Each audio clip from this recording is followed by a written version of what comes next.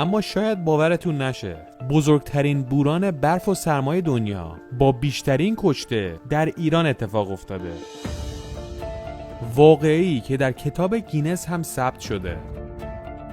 زمستان سال 1350 است، یعنی حدود 50 سال پیش.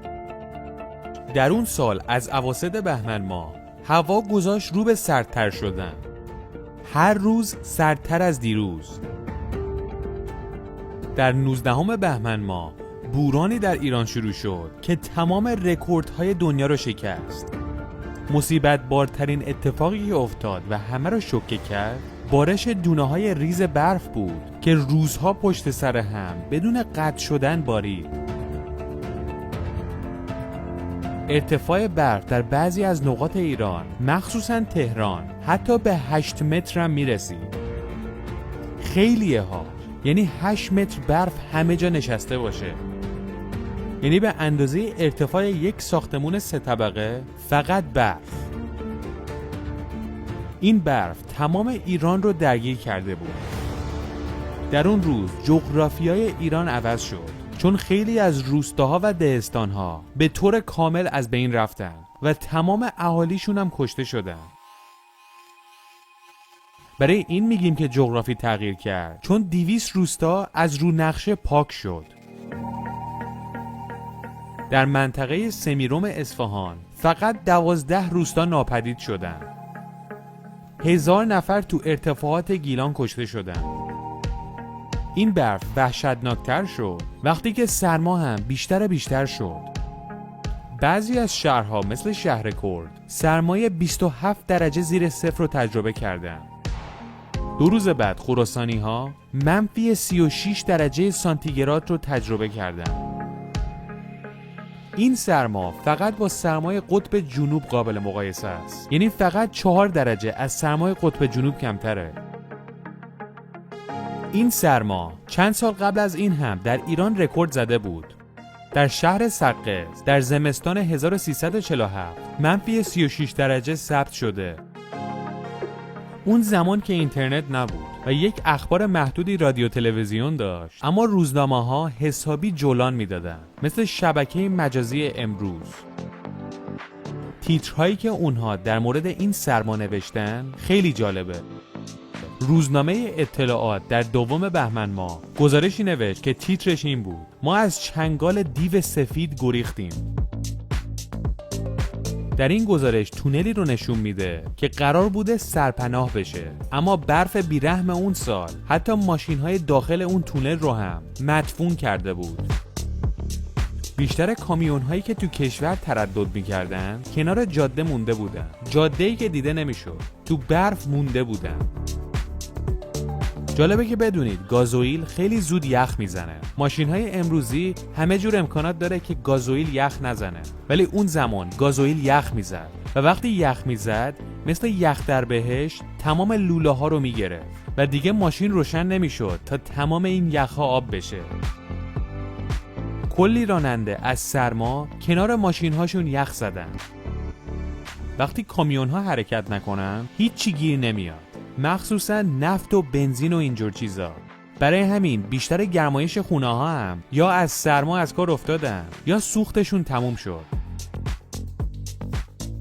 خسارتی که این کولاک به ایران زد واقعا عجیب بود. ارتباط صدها روستا در آذربایجان قطع شده بود. اتوبوس‌های پر از مسافر تو گردنه ها مونده بودن. در تبریز عده‌ای از سرما بیهوش می شدن. هیچ خلبان خارجی در اون روزها جرأت نشستن تو فرودگاه‌های ایران رو نداشت.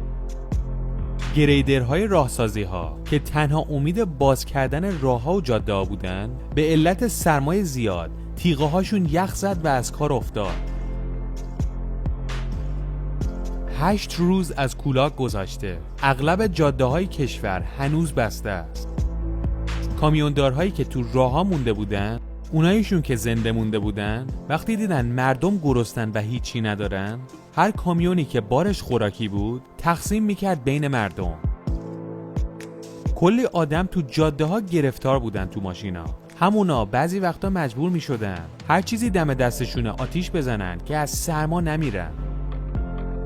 در این بین بار خیلی از کامیون ها هم سوزونده شد. بارهایی که خوردنی نبود و قابل سوزوندن بود.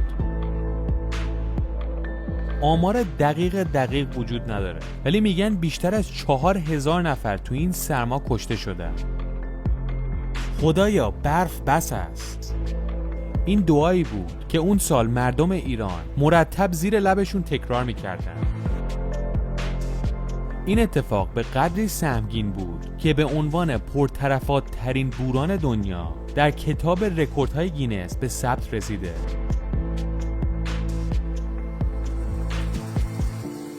یک وبسایت خارجی به نام Devastating Disasters که بلاهای ویرانگر دنیا رو معرفی میکنه، در مورد این اتفاق نوشته‌ای داره که شنیدنش جالبه.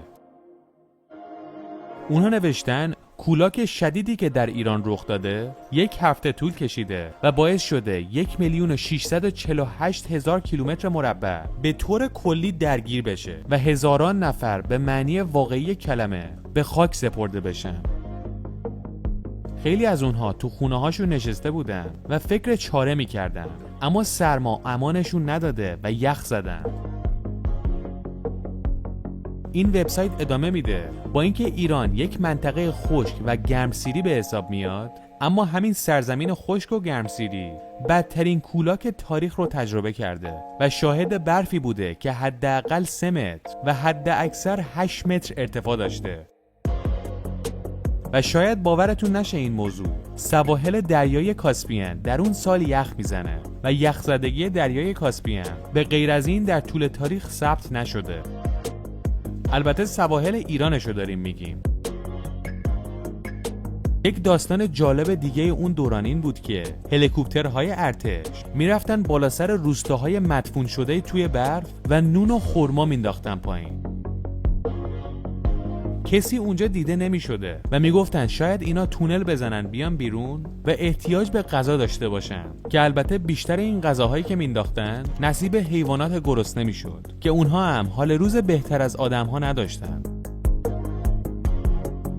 من خودم سنم به این بوران نمیرسه و واقعا نمیدونستم که یک همچین اتفاقی تو ایران افتاده.